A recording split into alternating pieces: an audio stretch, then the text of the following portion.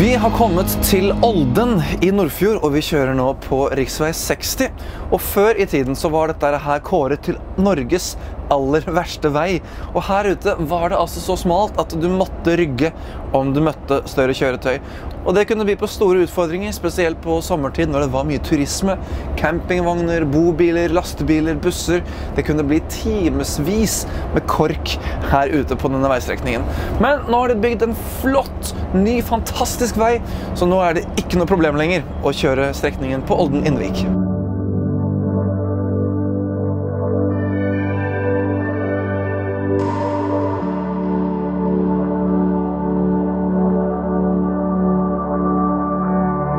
Olden er et lite tettsted på Vestlandet her i Norge og er en utrolig vakker plass. Og hver sommer så kommer det inn tusenvis av turister nesten daglig med cruisebåt fra hele verden for å se den vakre Briksdalsbreen. Og er du i området her på sommertid, glem ikke å kjøpe lokale jordbær, fordi her får du noen av de beste jordbærene kanskje i hele verden.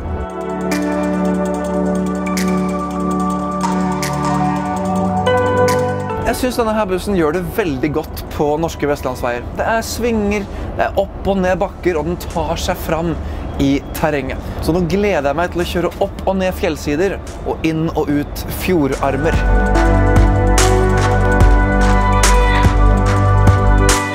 En ting som jeg liker veldig godt med Setraen er plassen her ved førermiljøet. Se bak meg, altså, jeg har så mye plass bak meg, og jeg kan legge setet langt bak i veggen. Og det er vanvittig godt som sjåfør å ha den muligheten til å kunne strekke setet langt bak, og kunne også ha plass til å oppbevare ting bak setet.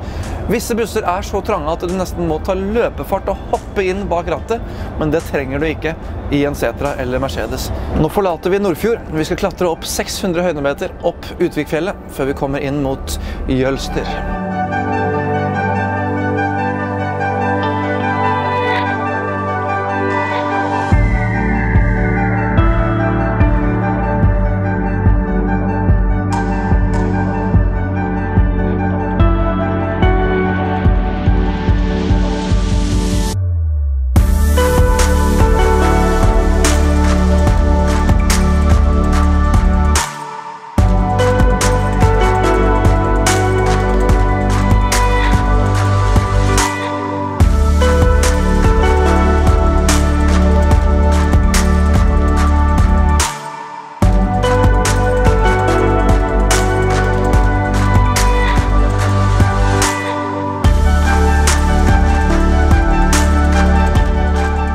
Plutselig så kom sola. Helt fantastisk. Nei, i dag er vi heldige. Vi kjører nå gjennom Våtedalen.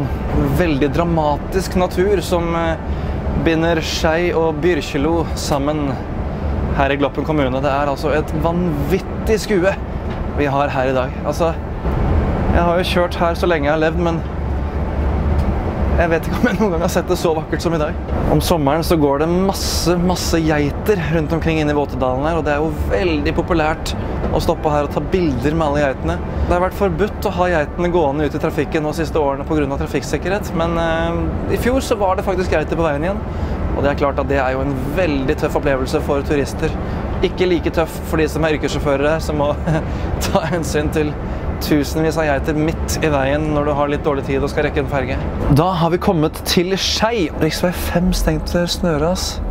Da ble det Bergen allikevel på oss. Kanskje vi får en dag ekstra på veien dere. Det har gått et snøras på riksvei 5, og vi skal på riksvei 5 nå. Velkommen til Skei, og velkommen til Jølstravatnet. Denne rammen er fra Nikolai Astrup, og Astruptunet ligger rett bak meg her langs vakre Jølstravatnet. Skei er et knutepunkt som binder sammen E39 med riksvei nummer 5, så her kan du reise opp mot Trondheim, vestover mot Bergen, eller østover mot Sogndal og Oslo. Og vår plan var å reise mot Sogndal og Oslo, men vet du hva? Det er en så vakker dag og så deilig tid på året, så vi tar og reiser ned mot Bergen, og så tar vi hele kysten rundt Norge, dere. Så bli med, så drar vi og utforsker Norge litt til.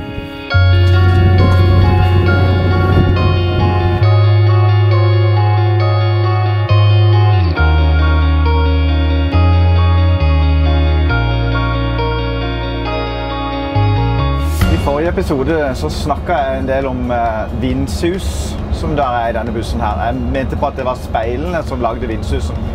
Om det speilene eller om det fronten på bussen, det vites ikke, men vi fant ut at med å trykke på resirkuleringsknappen så forsvinner susinga. Nå kjører vi på E39 I retning Bergen. I fjor sommer, sånn I slutten av juli, så regnet det noe voldsomt her I området. Og der gikk en del ras. Da var veien stengt. I de dagene så var jeg på vei da til Trondheim for å være med på et anbudsåpning. Og vi måtte da kjøre E16 og E6 for å komme til Trondheim. Begge veiene, både på denne siden og andre siden av vannet, gikk det ras. Så alt var stengt.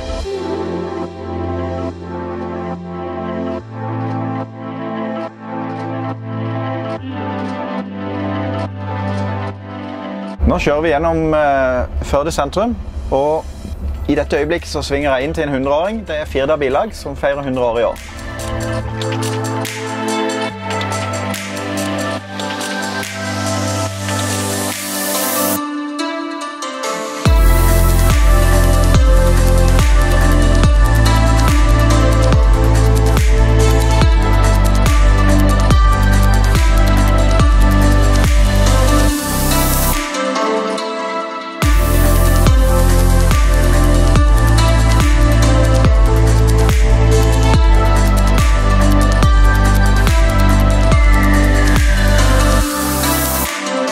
Nå har vi kommet til tettstedet Vadheim, og her ligger et av de dårligste veistrekningene som igjen på E39.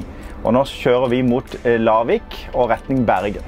Og de siste årene så har de utbedret E39 betraktelig I store deler av strekningen opp mot Ålesund. Men denne her partiet her, den gjenstår. Og på denne veistrekningen her så møtes det daglig mye tungtransport. Og da har man egentlig ikke så mye annet valg enn å finne seg en liten lomme og svinge inn, eller så får du rygge. Og nå, etter noen kilometer med trang og smal passasje, så vi tilbake igjen på en autostrada-vei. Vi har, for å si det så, vi har I hvert fall gul midtstripe.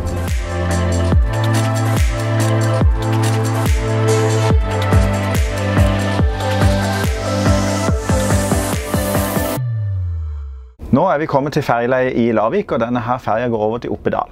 Dette her jo en elferje, så vi burde jo egentlig kjørt en elbuss.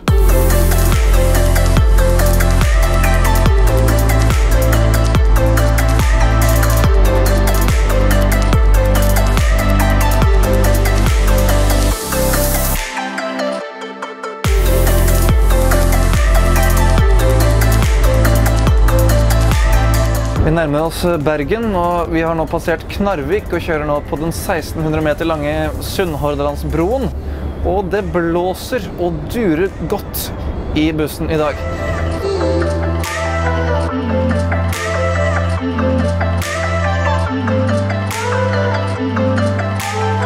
Vi ankommer Bergen, og se her, så har det blitt mørkt ute. Og jeg må ærlig innrømme å si det at vinter, det fint nok, men det fineste med vinteren, det at den tar slutt. Og vi kommer straks ut til den velkjente bryggen her I Bergen, og vi skal gjøre litt foto her ute. Og så tar vi opp tråden igjen litt lengre sør på Vestlandet når det blir lyst.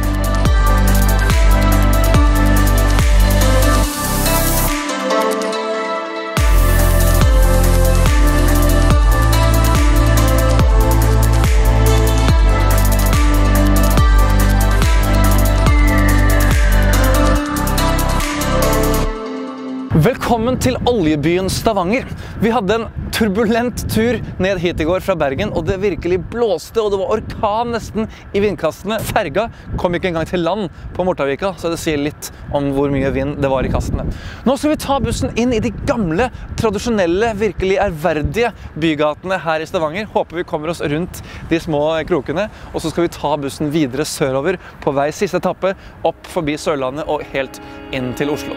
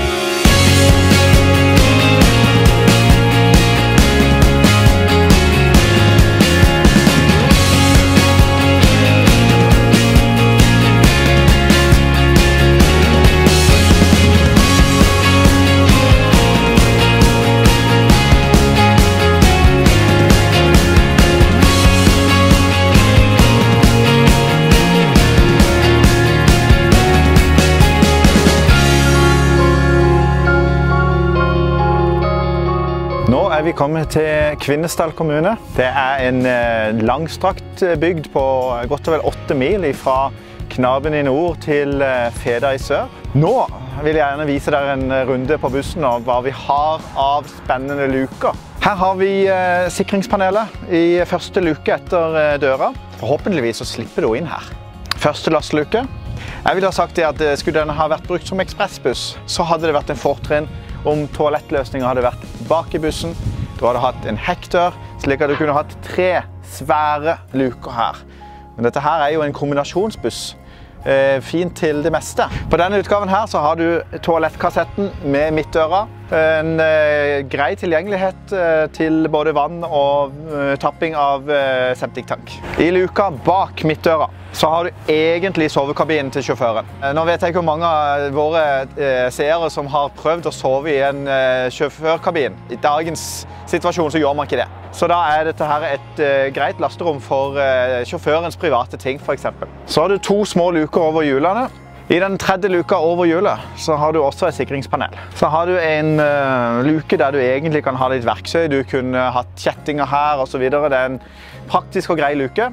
Her har vi kraftpakken, en OM 471. Det nydelig å se på. Her kunne jeg tenkt meg å flytte inn. Du har egentlig ikke behov for å se så mye, for du får alt av informasjon i displayet. Men du har mulighet til å kunne peile olje, sjekke olje på servoen, på motoren.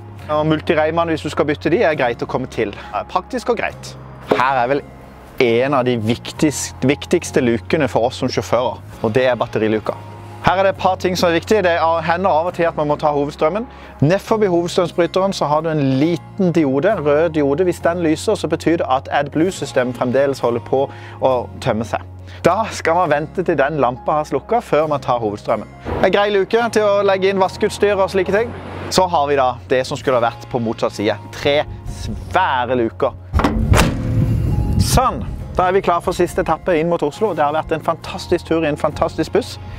Det vi har merket oss, det det at vi skulle gjerne hatt last i den, for han ikke fullt så retningsstabil som vi skulle håpt på. Men totalinntrykket godt.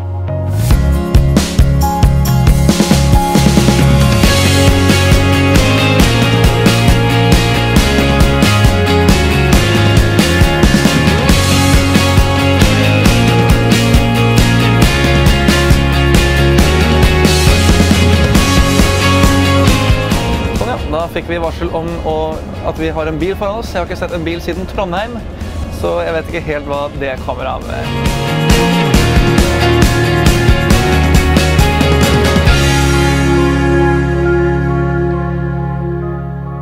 Velkommen til Oslo.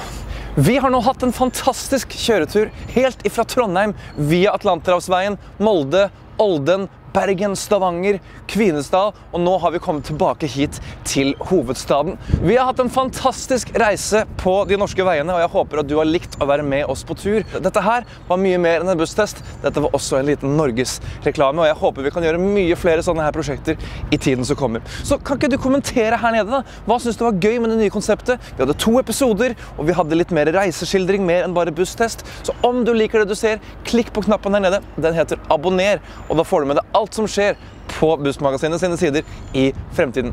Vi ses i en annen buss på en annen plass. Ha en god dag.